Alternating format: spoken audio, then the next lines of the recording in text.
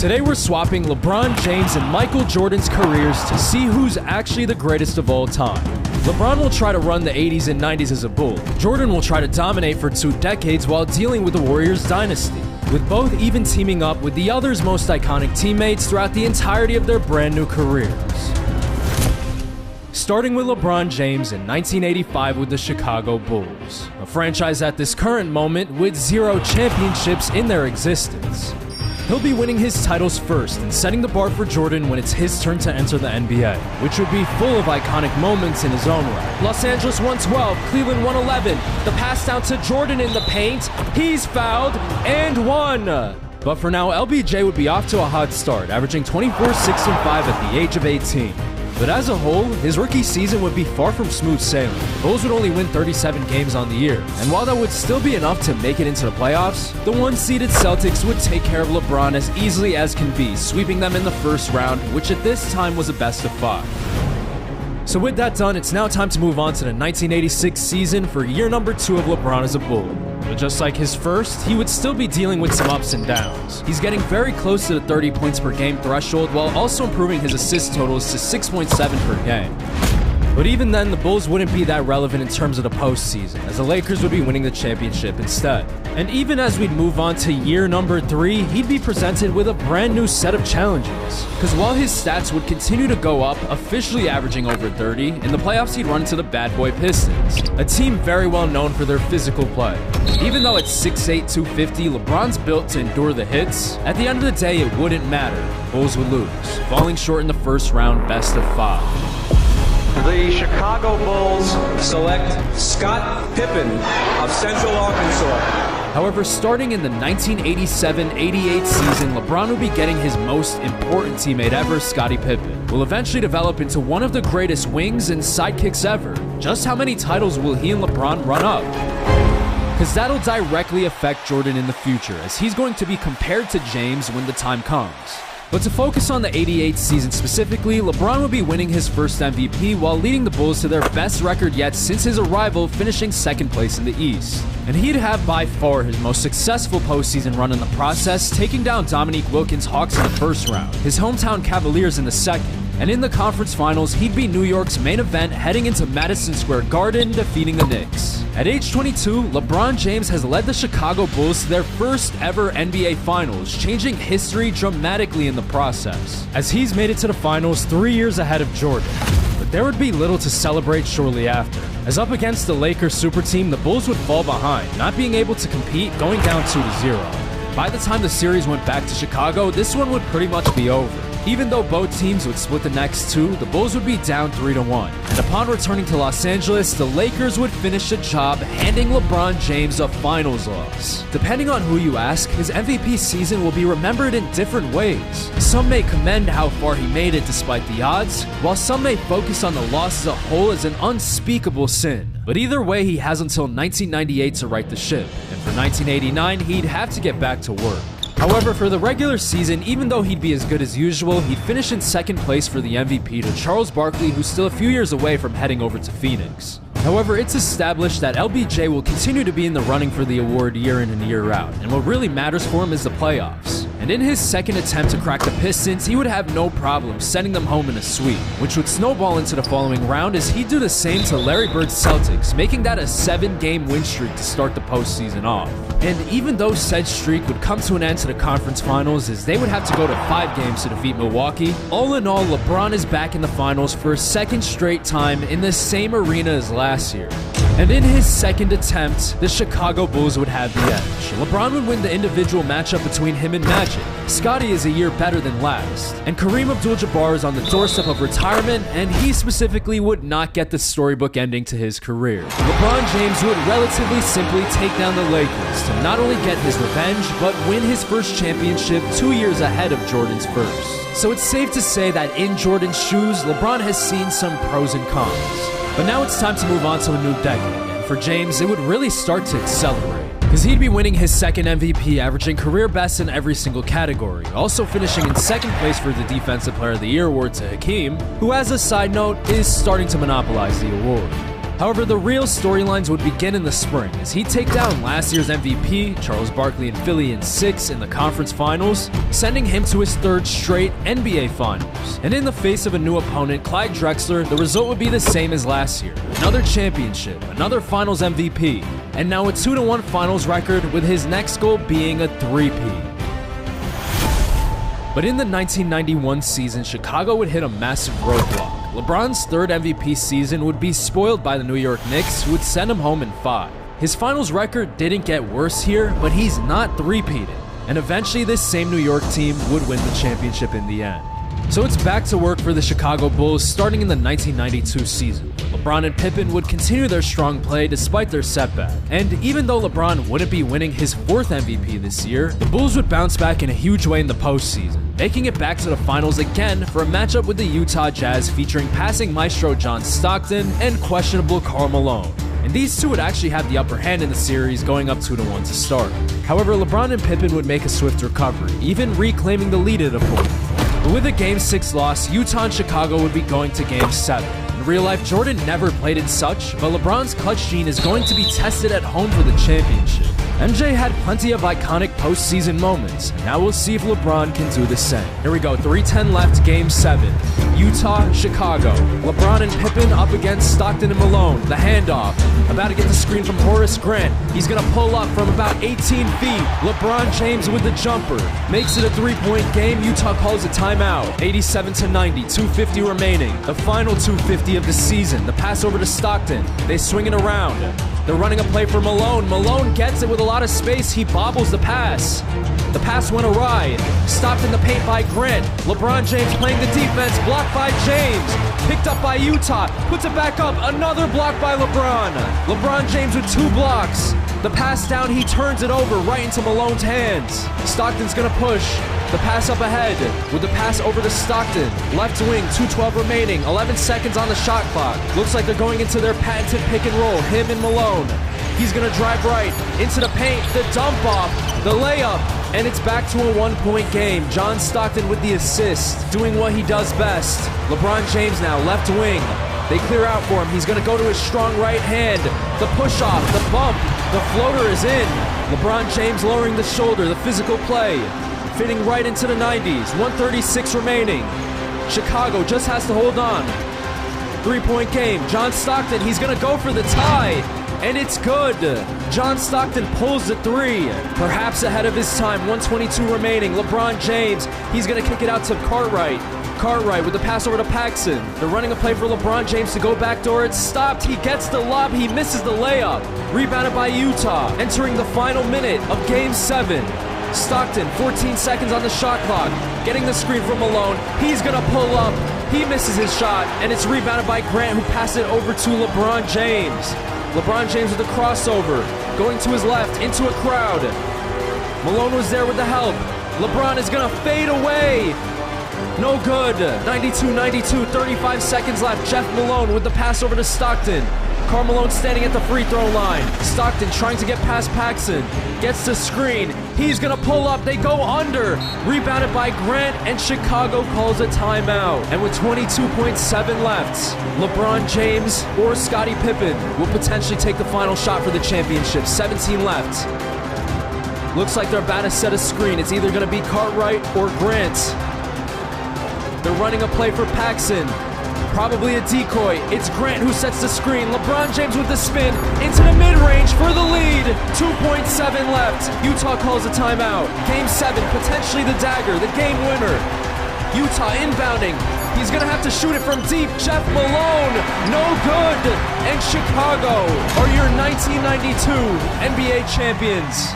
And in the end, LeBron's both proven that he can have an iconic finals moment, and he'd be rewarded with his 3rd championship in 4 tries. We're getting closer and closer to Jordan's 2003 entrance, and the bar keeps getting higher and higher. While he's definitely capable, it's not going to be easy for Jordan to surpass LeBron, because he wouldn't be letting up at all for the 1993 season, as the Bulls would be returning to the finals again.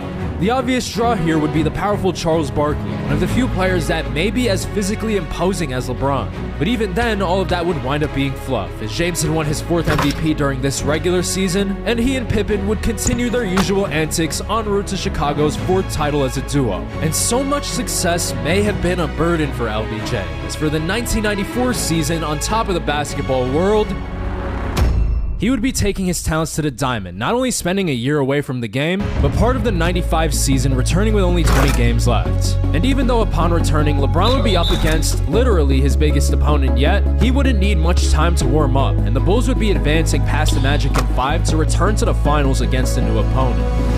However, even though Gary Payton is an all-time defending guard, LeBron's a forward, and obviously he nor anyone else in the Sonics would be able to stop him. And the Bulls would keep it moving, winning another title, giving LeBron and Pippen 5. Whether you consider it a three-peat or not is completely up to you. But undisputably, this is the team of the decade, employing maybe the greatest of all time. Because as good as it's been, the Chicago Bulls would be hitting an unprecedented level of dominance in 1996, adding in the future Hall of Famer Dennis Rodman to the squad, and as a result the team would win 72 games as a whole, all the while sweeping the Phoenix Suns in the finals, with LeBron getting the better of Barkley for a second time. But while it's become increasingly difficult to find things to talk about as the Bulls have been so straightforwardly dominant, there would actually be a very interesting matchup in the 1997 finals between present and future, as the Bulls would be up against the 8-seeded Lakers featuring Shaq and a rookie Kobe. However, while in a few years they will certainly be the NBA's best duo, right now they're just planting the seeds. Even though they put up the best fight in a while, pushing the Bulls to 6, the Bulls would be winning title number 7. And LBJ's earlier finals loss in his first appearance has been taken care of tenfold, now sitting at 7-1. And that now moves us on to the 1998 season for LeBron's last dance as a Bull, where Charles Barkley would continue being unbelievably unlucky. Even though he'd be teaming up with Hakeem Olajuwon, the Bulls would win the 98 title over him. And LeBron would now be heading into his second retirement with 8 finals MVPs and 5 regular season MVPs, as undoubtedly the greatest of all time. But the key word here is second retirement. And before we head over to 2003 to see if Jordan can do better, LeBron James would be returning to the NBA for the 2002 season at the age of 38. But considering he has spent a total of 4.5 years in his 2 prior retirements sitting out, he'd be even better than that age would suggest, and he'd unbelievably carry this Wizards team to the NBA Finals. But in terms of winning his 9th championship, he'd be completely out of luck, as getting out the East would be the best he'd do, as the Lakers would make quick work of the Wizards, with Shaq and Kobe defeating LeBron in 5 for their revenge. And even though James would play another season with the team, that was as far as they'd get, putting his finals record at 8-2. How you want to interpret that season and that record as a whole is completely up to you. But now it's time to move on to the 2003-04 season for Jordan's rookie year. And even though he'd be surrounded by plenty of other fantastic rookies, he'd be the best of the bunch by far, winning the Rookie of the Year. But even though he would do his part, the same could not be said for his teammates. And despite 2 MVPs from Jordan in 2007 and 2008, the Cavaliers wouldn't be in contention at all. That is until one fateful Game 7 in 2009. The Cavaliers would finally click, and Jordan's career is about to change. 119-119, 14 seconds left to advance to the finals, 8 seconds left. Mo Williams with the ball, he's gonna go over to the left wing, he passes it over to Jordan for the win over Ray Allen. 1.3 left for the Boston Celtics. They have to pull off a miracle, the pass over to Ray Allen from deep, no good. And Michael Jordan's Cavaliers would be defeating the Boston Celtics, making it to his first finals 6 years into his career.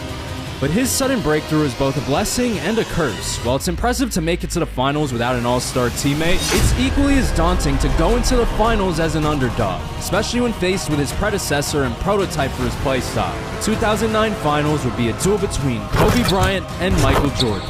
However, while MJ wasn't close to winning titles in his first few years, someone had to win them. And as part of history changing, Kobe already has 5, now looking for his 6th. And in Game 5, with the series tied 2-2, he'd get one step closer. Not looking good for Cleveland right now. On the brink of going down 3-2, Michael Jordan with the spin. Good defense by Bryant. Can't really get into the paint, can't get a clean look. Layup is no good. And as such, the Lakers would win this one to give themselves a chance to close out the championship on the road. But at home, Jordan would put up a spirited performance, and the ending to Game 6 would tilt heavily in the Cavaliers' favor. Game 6, not particularly close. Cleveland in the driver's seat, on their way to forcing Game 7. They pass it down to Jordan, pump fake, layup, and one. And there would be no Laker miracle this time. As stoic as ever, MJ would be sending the Cavaliers on a direct flight back to Los Angeles. And it goes without saying that a Game 7 win here would be huge. Not only would it be his first ring, but he'd also do what LeBron couldn't and bring a title to Cleveland in his first stint with the team. Here we go, Game 7 of the finals. Cleveland is up by 2. 1:39 remaining. Michael Jordan coming up the right side. They pass it over to Szczerbiak on the left. He's gonna go to his left hand. Wally Szczerbiak trying to be a hero down the stretch. The pass over to Kobe, guarded by MJ. About to get the screen from Andrew Bynum. Kobe is wide open from the right wing. His three is good. Los Angeles 112, Cleveland 111. The pass down to Jordan in the paint. He's fouled and one. Not only does Cleveland reclaim the lead, they go up by 2. Michael Jordan has 37. Championship on the line in Los Angeles, the Staples Center. The pass over to Kobe, down low. His left-handed hook shot is no good. Szczerbiak pushing it on the break. He hands it off to MJ. MJ stopped by Bynum into a crowd. Steps it back, wide open from 17 feet. 2 huge shots from Air Jordan. The Cavaliers on the brink of an incredible upset. They pass it over to Kobe at the elbow. Driving to his right, the Euro step hanging. The finish is no good. Rebounded by Szczerbiak, full court press by Odom. The pass over to Mo Williams, a dangerous one. The pass over to MJ, long 2. 3 straight buckets. And the Cavaliers have completely flipped this game on the Lakers in the last few possessions. The pass over to Odom, over to Gasol. The handoff to Derek Fisher, getting the screen from Bynum.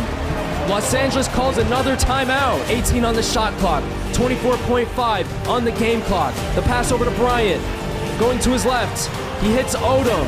Odom with his weak hand, the right hand, it's good. Fighting through traffic, Odom makes the layup, but Los Angeles is still down 2 possessions. Mo Williams, first free throw's good, and the second will make it a 6-point lead for the Cavaliers with 18 seconds left and no more timeouts left for Los Angeles. The pass over to Gasol, the pass over to Odom, his three-pointer, no good. Back-to-back with them, he wouldn't be leaving empty-handed as he would win his 3rd MVP. But that would be it for his first stint with the team, as in the 2011 season, he'd be taking his talents to South Beach, forming a big 3 with Chris Bosh and Dwayne Wade, who's sliding over to the point guard spot to make room for MJ at the 2. In comparison to Cleveland, his numbers would drop slightly with the added help, but the trade-off would be that the Heat would win 65 games to finish as a clear-cut #1 team in the league.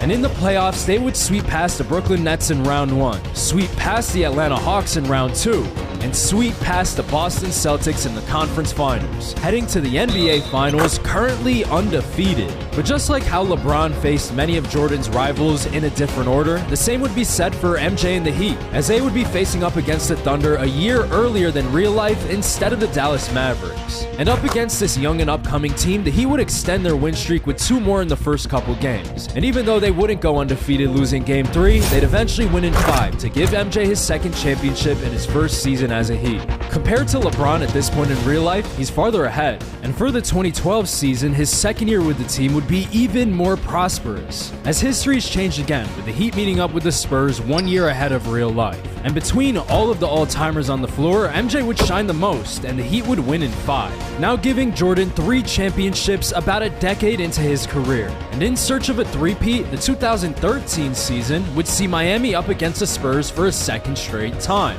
And even though they'd go down 3-1, MJ would step up his game facing elimination, racking up 2 wins to tie up the series, which would set the Miami Heat up for an iconic Game 7 closeout, with the Big 3 showing how strong they really are as a unit. The Miami Heat, led by Michael Jordan, on the brink of a 3-1 comeback. The first ever in finals history, Chris Bosh with the slam. D-Wade with the assist. The pass down to Tim Duncan. It's blocked by Shane Battier. D-Wade going over to the left side. Chris Bosh setting the screen for MJ. In the mid-range, he's going to dump it down. Another dunk for Bosh. Tony Parker with the crossover. Into the paint. He missed the layup. No good. Rebounded by Jordan. Pushing the pace. Still with Leonard on him. going into the paint. Left-handed layup is good, and the lead has completely ballooned for the Heat. And the Heat would be three-peating while pulling off the first ever 3-1 finals comeback. Michael Jordan now sits at 4 championships at age 29. And even though there would be no four-peat in 2014, he's a legend in the city regardless of how it ends. Which in this case would be the Indiana Pacers sending home the Heat. And also as a side note, the Spurs would bounce back with a title to close out 2014. But back to the main topic at hand. We're now moving on to the 2015 season where MJ would have his homecoming, returning to Cleveland. And in search of title number 5, he'd now be paired up with Kevin Love and his new backcourt partner Kyrie Irving by his side. However, even though this would be a 60-win team, the Cavs would only finish second in the East and third as a whole. He doesn't know it yet, but MJ has just become podcast material in the future, as the one-seeded Hawks would stifle the Cavs in what's sort of an upset.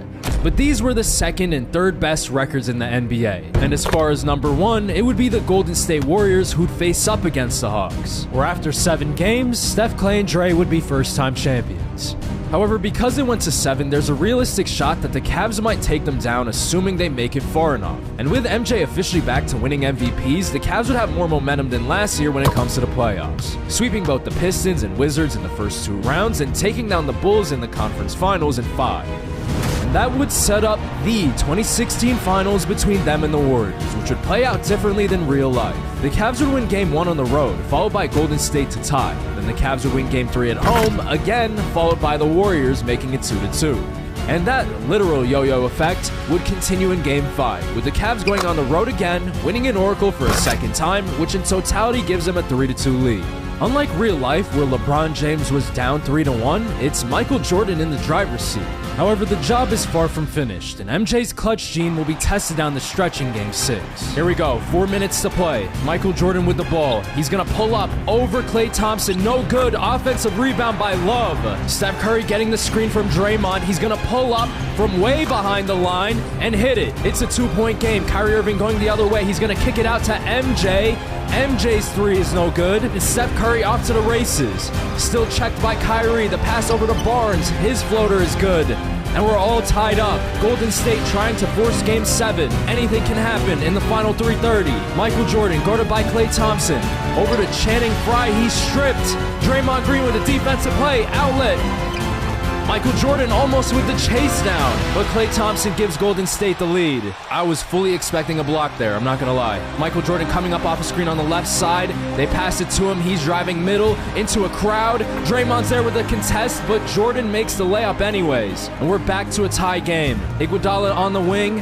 Klay Thompson's calling for it. He's being fronted in the post. They pass it over to Steph with 5 seconds on the shot clock. Barnes is gonna set a screen. Steph's gonna launch it from way downtown. 2:30 left. Kyrie Irving with the pass over to Channing Frye.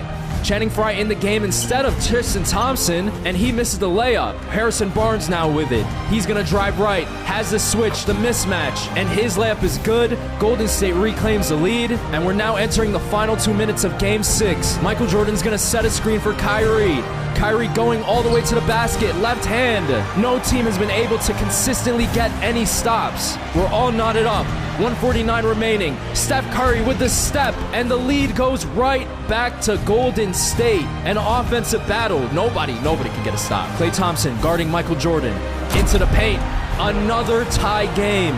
Both teams fighting. Golden State trying to extend the series. They pass it down to Iguodala on the backdoor cut. J.R. Smith gets the stop. And the rebound. He's going to push it on the break. Kevin Love was sort of open on the right wing. Cleveland elects to slow it down. Channing Frye setting the screen for MJ. He's going to go all the way to the basket. Another two-handed slam. And Cleveland has regained the lead. 2 huge buckets from Jordan. 2 huge drives. Steph Curry with an attack of his own. Into the paint. Good defense by Irving. It's a 3-second call.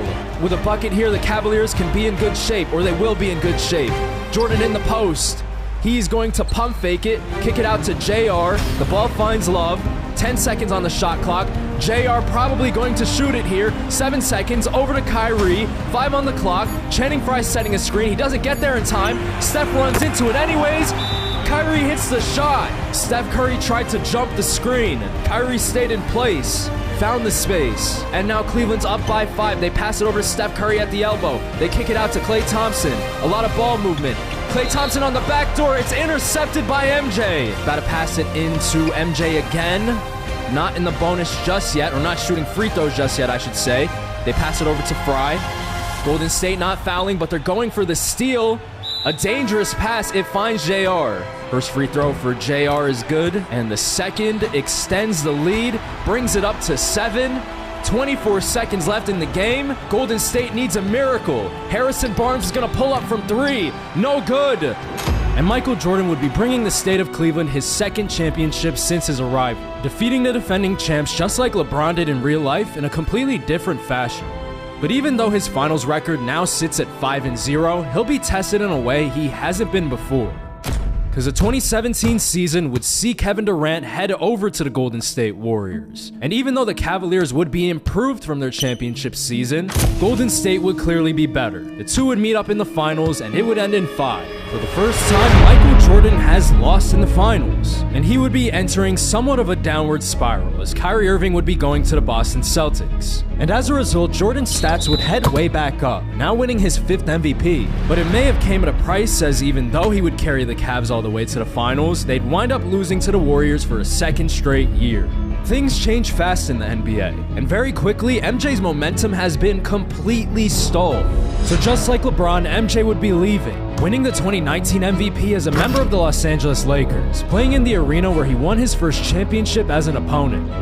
And after being eliminated in the first round by the Clippers in 2019, the 2020 season would see the Lakers trade pretty much all of their young talent for Anthony Davis. And he, along with Jordan, would predictably lead the Lakers to the #1 record in the entire NBA.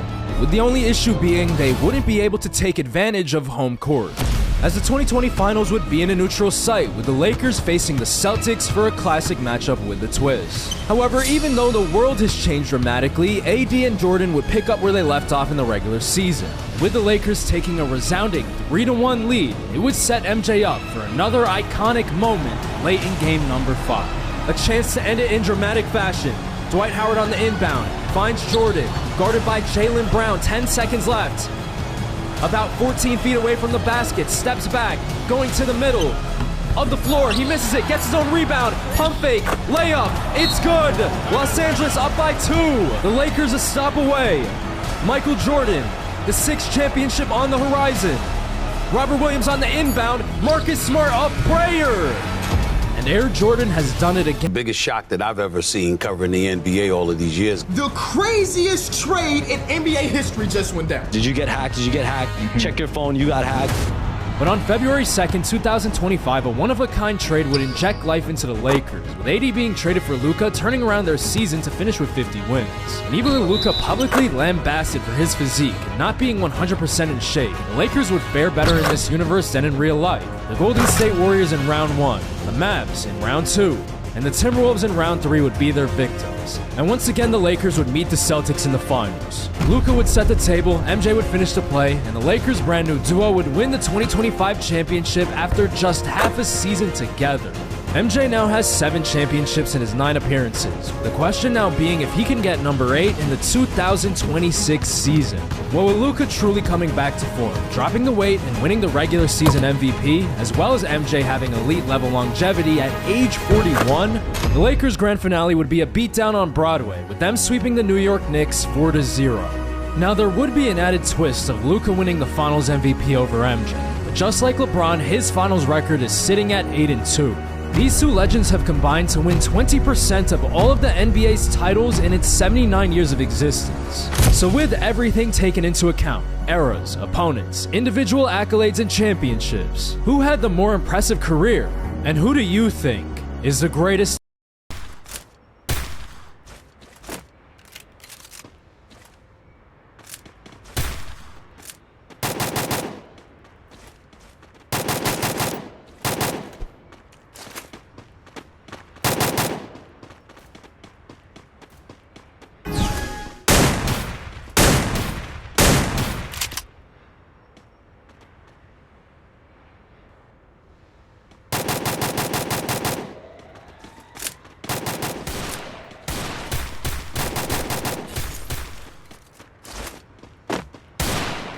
First blood.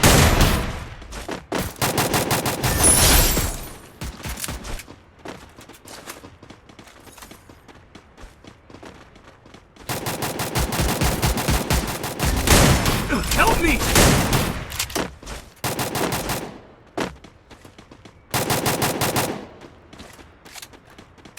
Thanks.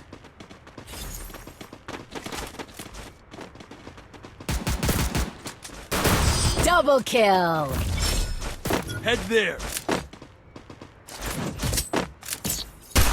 Good job.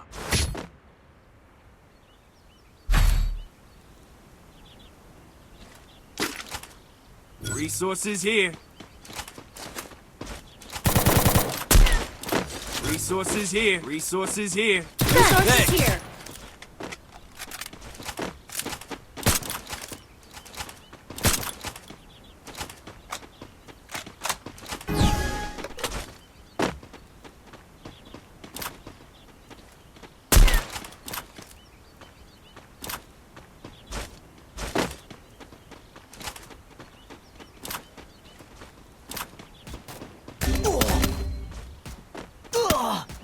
First blood.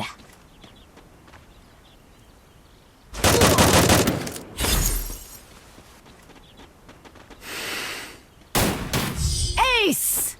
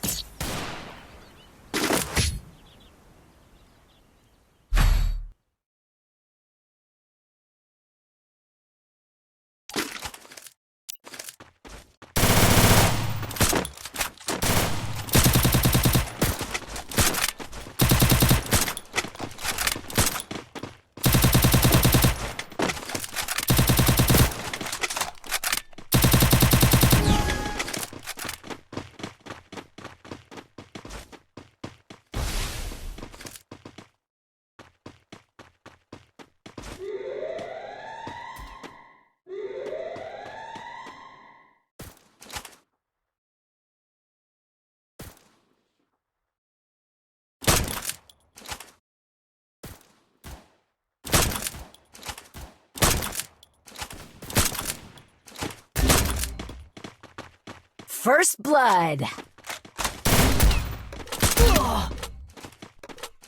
Double kill. Triple kill. Ace!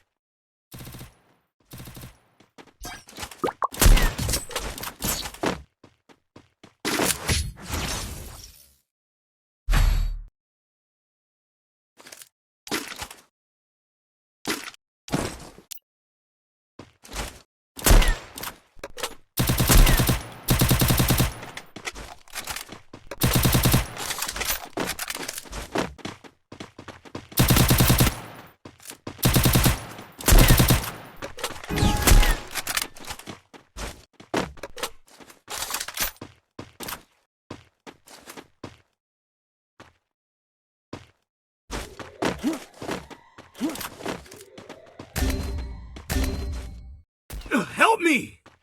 First blood. Double kill. Triple kill. Ace!